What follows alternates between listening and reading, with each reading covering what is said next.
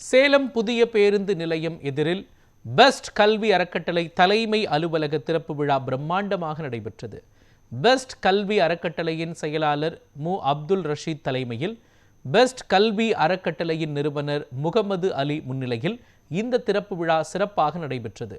இதில் சிறப்பு விருந்தினர்களாக தமிழக மக்கள் ஜனநாயக கட்சியின் தலைவர் ஷரீப், திரைப்பட நடிகர் தீனா, சேலம் மேற்கு சட்டமன்ற உறுப்பினரும் பாமகவின் மாநில துணை பொது செயலாளருமான அருள், தமிழர் ஆட்சிக் கழக தலைவர் எஸ்.ஆர். பாண்டியன், திமுகவின் திருச்செங்கோடு சட்டமன்ற பொறுப்பாளர் முனைவர் ஸ்ரீனிவாசன் ஆகியோர் பங்கேற்று சிறப்பித்தனர். இந்நிகழ்ச்சியினை பெஸ்ட் கல்வி அறக்கட்டளையின் நிர்வாகிகள் கோபிநாத், பாபு முரளி, வெங்கடேஷ், அசார், ஃபைசல் ரஹ்மான் ஆகியோர் சிறப்பாக செய்திருந்தனர்.